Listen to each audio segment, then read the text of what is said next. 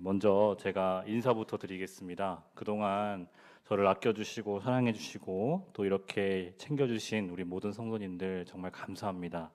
이제 제가 대전으로 떠나게 되는데 성화교회에서 참 이룬 것들이 많습니다. 제가 처음 와가지고요. 여기 교회에서 결혼도 했고요. 또 졸업도 했고요.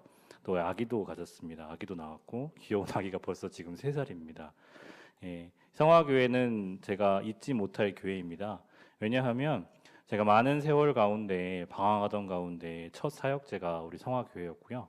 이 성화교회에서 저는 너무 넘치는 과분한 사랑을 받아서 사실 많이 아쉽기도 하지만 이제 더욱더 큰 사랑을 받고 이제 하나님의 사명을 감당하러 떠나려고 합니다. 그동안 너무 사랑해 주셔서 감사드립니다.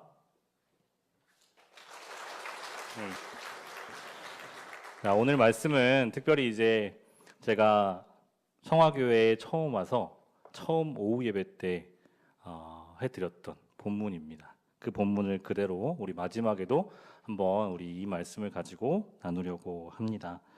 오늘 특별히 말씀을 보겠습니다. 말씀을 보면 이 상황이 좀 애매한 상황입니다. 예수님께서 이제 이른 아침에 성으로 들어오십니다. 그러면서 예수님이 성으로 들어오면서 한 무화과 나무를 발견하게 되죠. 그 무화과 나무를 발견하는데 무화과 나무를 보시고 갑자기 예수님이 보시고 이 나무에 대해서 저주의 말씀을 막 퍼붓는 겁니다. 이 무화과 나무가 도대체 뭘 잘못했길래 이 저주의 말씀을 퍼부으셨나?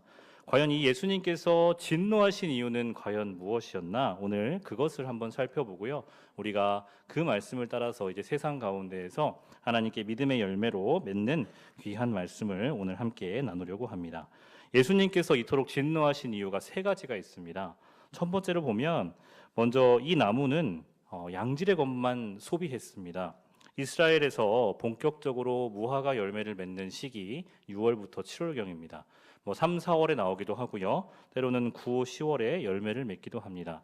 근데 무화과 나무 열매는 먼저 이 동시에 맺거나 잎사귀와 열매를 동시에 맺거나 맺은 다음에 잎사귀를 맺는 것이 특징이라고 하는데, 그러니까 잎사귀가 무성할 때쯤 되면 열매도 풍성하기가 마련이라고 합니다. 근데 이 무화과 나무는 당연히 열매가 있을 것 같아 기대를 하고 나무에 다가섰는데 이 열매가 없는 겁니다.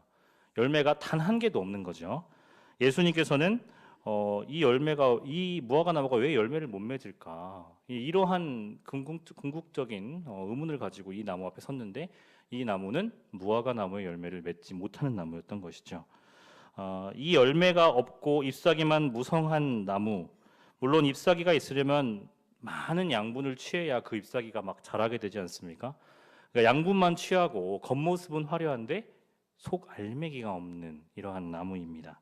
결국 무화과 나무, 이 예화를 통해서 우리에게 깨닫게 하시는 것은 아무리 우리가 좋은 말씀을 들어도 폭포수와 같은 은혜를 체험했다 하더라도 혹은 우리가 살아가는 세상 가운데에서 우리가 살아가는 이 땅에서 열매를 맺을 수 없다면 우리의 겉모습만 그냥 화려해 보이고 속이 빈 강정 같은 그 모습들, 이 모습 때문에 지금 예수님은 엄청나게 화를 많이 내고 있는 장면이죠. 그래서 예수님께서 진노를 하신 겁니다. 두 번째 이유는 이 나무가 아주 좋은 자리에 있었습니다. 그래서 자리만 차지했습니다. 두 번째 말씀에 보면 19절 말씀에 길가에서라는 말이 나와요. 이 나무가 길가에 있었습니다. 길가는 어떤 곳입니까? 길가는 좋은 자리입니다. 아주 좋은 자리, 사람들이 많이 보이는 자리, 좋은 자리인데 저기 깊은 산골짜기보다도 훨씬 더 좋은 자리죠. 그런데 이 자리에서, 이 좋은 위치에서 부흥을 하지 못한 거예요. 열매를 맺지 못해서. 어떻게 보면 한번 생각해 보면 사람들의 일생은 자리만 옮겨 다니다가 끝나는 것이 아닌가라는 생각도 듭니다. 몸부림치다가 살아가는 사람들이 매우 많습니다. 남보다 좀 더 나은 자리, 높은 자리, 그리고 넓은 자리를 위해서 우리가 살아가는 것이 아닌가 한번 돌아봅니다. 주님께서 중요하게 생각하는 것은 내가 어떤 자리에 있느냐가 중요하게 생각하지 않았습니다. 주님은 어느 자리에 있느냐가 아니고 그 자리에서 무엇을 했느냐, 이것을 제일 중요하게 생각했다라는 것이죠. 그 나무는 아주 좋은 자리를 차지하고 있었지만 제 역할을 못한 겁니다. 그래서 저주를 받게 되는 거죠. 우리 신앙생활도 마찬가지입니다. 여러분들 가운데 집사님으로 혹은 권사님으로, 안수 집사님으로, 장로님으로 혹은 목회자로서 역할을 주었습니다. 그러면 우리가 자리만 차지하고 있어서는 안 된다라는 것이죠. 부지런히 자기의 역할들을 감당해 나가야 하는 것입니다. 힘들고 피곤해도 나에게 맡겨진 일, 어떻게 해서든지 감당하고 애쓰고 나아가는 그러한 일꾼들을 보시고 하나님은 그 모습을 보고 아주 기뻐하여 주시는 것이죠. 게으름을 피우고 나태해지면 물론 하나님이 때때로 채찍을 가하시기도 합니다. 근데 오늘 말씀을 보면 하나님의 말씀이 매우 강력합니다. 예수님의 말씀이 너무 강력해요. 그래서 오늘 말씀에는 이 무화과 나무가 열매를 맺지 못할 것이다라는 저주의 말씀까지도 퍼붓습니다. 여러분, 좋은 자리, 좋은 위치를 주실 때 우리가 그 자리로 인하여서 우리의 최선을 다해서 더 큰 수고와 감사함으로 봉사를 아낌없이 감당할 때 하나님께서는 우리 가운데 축복으로 인도하여 주실 줄로 믿습니다. 이제 2018년이 마무리되어 가고 있죠. 2018년에 아주 많은 일들이 있으셨을 겁니다. 이 마무리들을 잘 하시고 2019년도 이제 새해가 다가오면 하나님께서 원하시는 자리 그리고 더 큰 수고와 봉사를 잘 감당하시고 순종하는 마음으로 애쓰는 마음으로 감당하실 때 하나님께서 여러분들 가운데 복의 자리로 더욱더 가까이 가게 하여 주실 줄로 믿습니다. 세 번째 이유가 제일 중요한데요. 예수님이 이렇게 진노한 이유 중에 세 번째는 이 나무가 시간만 허비했기 때문입니다. 이제부터 영원토록 열매를 맺지 못한다. 19절 말씀에 나와 있어요. 영원토록 열매를 맺지 못한다. 예수님이 시간의 개념을 여기다가 딱 내놓습니다. 영원토록이 무슨 말입니까? 아예 그러니까 열매를 맺을 생각을 하지 말라라는 거예요. 우리는 흔히 이제 교회를 다니다 보면 이러한 이야기들을 매우 많이 합니다.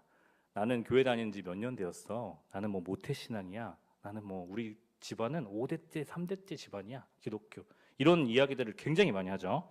아주 부담 없이 주고받습니다만 사실 거룩한 부담을 가져야 한다라는 것은 경력을 내세우기에 앞서서 과연 그 시간 가운데 그러니까 내가 20년을 신앙생활을 하든 30년을 하든 혹은 평생을 하든 그 안에 맞는 그거에 걸맞는 열매가 있었는가라는 궁극적인 질문을 해보아야 한다는 것이죠. 다른 것은 몰라도 그래도 예수님께서 내가 이거 한 것만은 아실 거야 라는 그러한 열매를 맺음, 이 열매 맺는 것, 이러한 것이 한두 가지쯤은 있어야 하지 않겠습니까? 여러분, 우리가 주님을 위해서 아무런 열매를 맺지 못한다면 그것은 참으로 안타까운 일입니다. 여러분, 열매 맺는 신앙을 소유하시기를 바랍니다. 열매를 맺어서 하나님을 기쁘시게 해드리고 그 열매로 세상을 축복되게 만드는 축복의 통로들이 되시기를 바랍니다. 그렇기 때문에 신앙은 열매입니다. 열매를 맺어야 합니다. 그리고 그 열매를 맺는 과정 가운데 가장 중요한 게 무엇이냐라고 이야기한다면 바로 믿음이죠. 열매가 곧 믿음의 표식입니다. 20년간 예수님을 믿었다면 그만한 표식이 있어야 합니다. 20년간 집사님으로, 권사님으로, 장로님으로, 목회자로, 성도로 봉사했으면 그리고 수고했으면 그만한 믿음의 열매가 있어야 한다라는 것이죠. 그만한 봉사와 수고와 열심을 통해서 열매가 있어야 하는데 만약에 열매가 없다면 이게 얼마나 허무한 일입니까?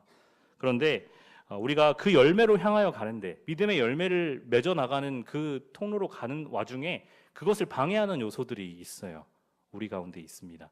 이때 당시에도 있었어요. 예수님 당시에도. 예수님이 이 말씀을 하신 궁극적인 이유가 과연 무엇일까 한번 고민해 보았더니 이 당시에도 예수님을 향해서 하나님을 향해서 가로막는 그러한 것들이 아주 많았다라는 거죠. 그게 무엇이냐면 바로 인간의 전통이나 혹은 고집 혹은 고정관념입니다.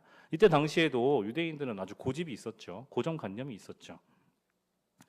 예를 들면 제가 예를 하나 드리겠습니다. 저희 아버지 이야기예요. 저희 아버지 이야기인데 아버지 이야기하면 다 웃으시니까 제가 이야기를 해드리겠습니다. 고정관념이 얼마나 무서운지 또 이번에 가서 제가 깨달았어요. 저희 아버지가 요리를 굉장히 잘하십니다. 어렸을 때부터 제가 요리를 아버지가 많이 하셨어요. 그래서 밤마다 야식 시간이 되면 요리를 하고 이랬는데요.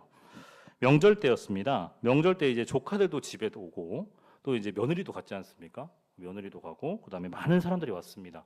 이제 자기가 요리를 뽐낼 시간이 다가온 거예요. 아버지가 요리를 대접해야겠다 하고 이제 밤에 이제 요리를 막 만드는 겁니다. 출출하니까 자기가 이제 오늘의 메뉴는 어묵탕이다 그러는 거예요. 어묵탕 좋죠. 계란도 이렇게 삶아가지고 넣고 맛있죠. 기다렸죠. 그래서 얼마 안 있다가 어묵탕을 끓여서 이렇게 가족들이 다 맛있게 먹었습니다. 맛있게 먹고 있는데 이제 아버지한테 저희 막내 이모부가 질문을 하는 거예요. 형님, 이거 도대체 뭘 넣길래 이렇게 맛이 기가 막힙니까? 너무 맛있는데요? 이러는 거예요. 이거 혹시 조미료 부은 거 아닙니까? 조미료 넣은 거 아닙니까? 이러는 겁니다. 저희 아버지가 이제 발끈하죠. 내가 무슨 조미료를 넣냐? 난 원래 간을 잘 맞추는 사람이다. 그래서 막 화를 내는 거예요. 그리고는 난 원래 조미료 안 넣어.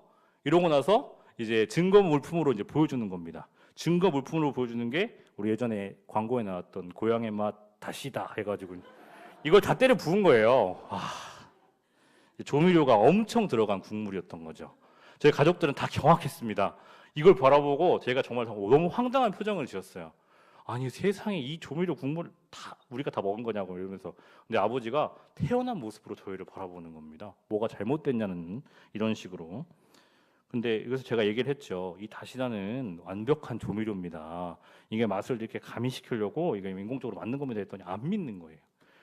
끝까지 안 믿는 겁니다. 우기는 거예요. 이 조미료는 이 조미료가 아니고 다시다는 이거 국물을 아주 막 좋게 하려고 마법의 가루다 이거는 이러시는 겁니다.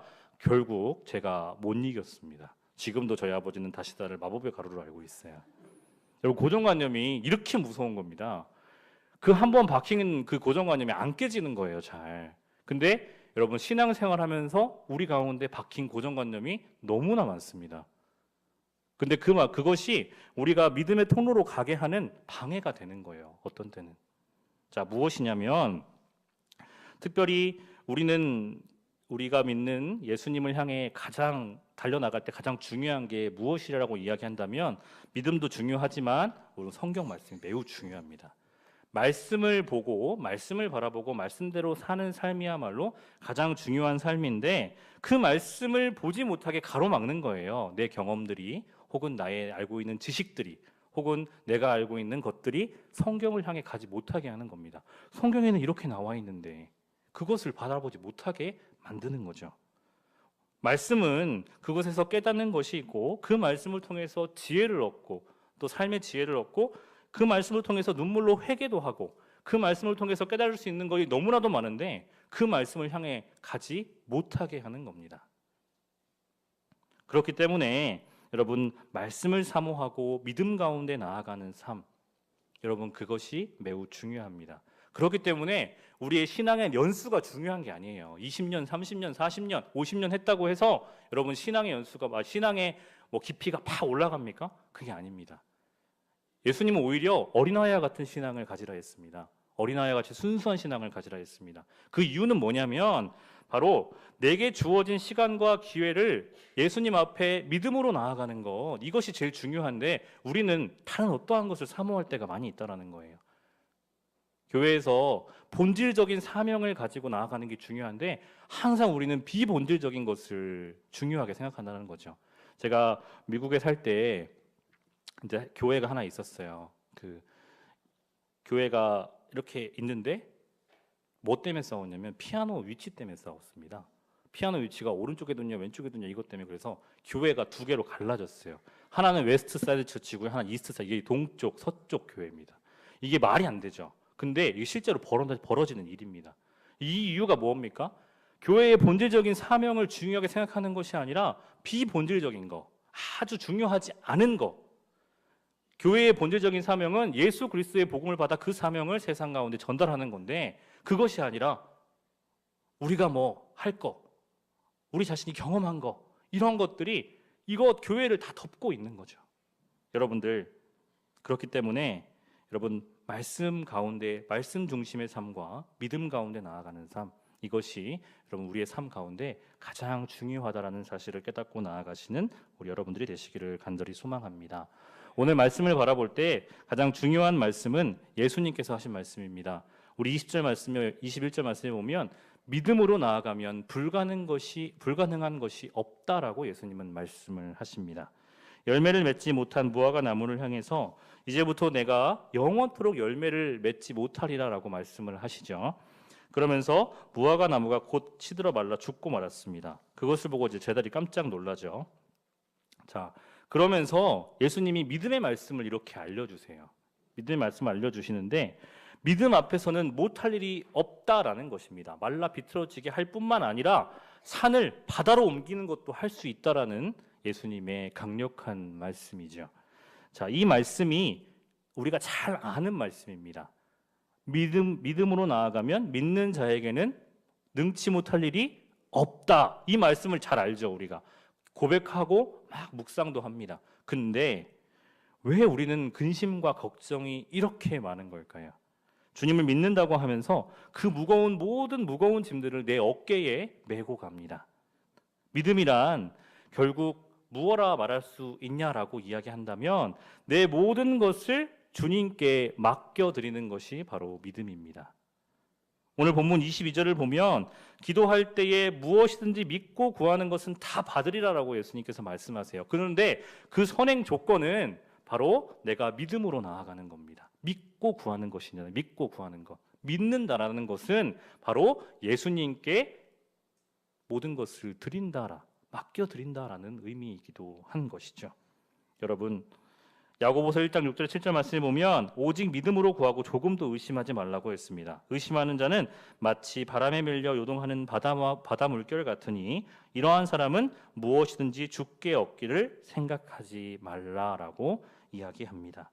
여러분, 모든 일에 모든 상황들 가운데 믿음으로 사시기를 바랍니다. 믿음으로 기도하고 믿음으로 봉사하고 믿음으로 사업하고 믿음으로 자녀 양육을 하고 믿음으로 하루하루를 살아가시는 저와 여러분들이 되시기를 간절히 소망합니다. 여러분, 지금 교회가 위기를 맞고 있다라고 이야기를 합니다. 그런데 결코 교회는 무너지지 않습니다. 왜냐하면 주님이 우리와 함께하여 주시기 때문이죠. 믿음 가운데로 나아간다면 결코 무너지지 않는 것, 그것이 우리의 교회입니다. 이제 제가 대전으로 떠나면서 이제 끝으로 여러분들께 당부드리고 싶은 말씀이 하나가 있습니다. 저는 여러분들이 조금 더 큰 꿈을 그리고 한계를 정하지 않는 여러분들이 되었으면 좋겠습니다. 우리 성화교회 제가 예전부터 쭉 지내면서 이제 제가 요새 제일 많이 들었던 말 무엇일까요? 제일 많이 들은 말은 전사님 왜 이렇게 가십니까? 우리 어떻게 하라고 가십니까? 이 말을 제일 많이 들었거든요. 이제 전사님이 없으면 일이 어떻게 진행이 됩니까? 이거 말부터 시작해서 목사님을 열심히 도와드려야 하는데, 자, 이 말씀을 하죠. 그리고 어떤 분은 저에게 이런 말씀도 하셨습니다. 우리 교회가 이렇게 밑거름이 되었으면 좋겠다. 우리 교회를 통해서 이렇게 한 단계 성장해 나갔으면 좋겠다. 이런 이야기도 하셨어요. 근데 저는 그게 별로 좋은 생각은 아니라고 생각하는 게, 저는 저희 교회가 항상 보내는 교회가 아니라 보냄받는 교회가 되었으면 좋겠습니다. 그러니까 유능한 교역자들이 우리 교회에 와서 사역할 수 있는 토양을 갖춘 교회, 그리고 그것을 감당할 수 있는 귀한 성도들, 그 성도들이 되어야지. 여러분, 자꾸 꿈을 작게 가지면 그 꿈이 커나가질 않아요. 우리 교회가 이제 성장하고 부흥하고 발전해서 이 지역 가운데 본이 되는 교회, 이 사회 가운데 사랑을 베푸는 교회, 그러한 교회 되기를 저는 간절히 소망을 합니다. 여러분도 그 큰 꿈을 같이 꾸었으면 좋겠습니다. 훗날 제가 다시 돌아올 때 여러분들 앞에 여러분들이 우리 교회는 이제 우리 유명한 교역자들, 유명한 사역자들 모실 수 있는 교회가 되었다. 이렇게 당당하게 고백하시는 저와 여러분들이 되시기를 바랍니다. 믿음으로 모든 것을 할 수 있다. 우리들의 고백입니다. 우리 입술로 고백합니다. 여러분, 한계를 규정짓지 마시고 앞으로 발전해 나갈 우리 성화교회, 그 성화교회에 항상 여러분들, 제가 5년 전에 와가지고 우리 장로님, 원로 장로님들, 은퇴 장로님들이 우리 성화교회 너무 사랑하시니까, 교회를 사랑하시니까, 교회를 사랑하시고 교회를 아끼시고 우리 교회가 정말 소중하다면 큰 꿈을 바라보시고 앞으로 더욱더 크게 하나님께 믿음으로 나아가는 저와 여러분들이 되셔서 여러분들 가정 가운데, 사업 가운데 모든 상황들마다 하나님의 믿음으로 넘쳐나서 축복의 가정들이, 축복의 사업장들이, 그리고 축복의 삶들이 되시기를 다시 한번 주님의 이름으로 간절히 소망합니다.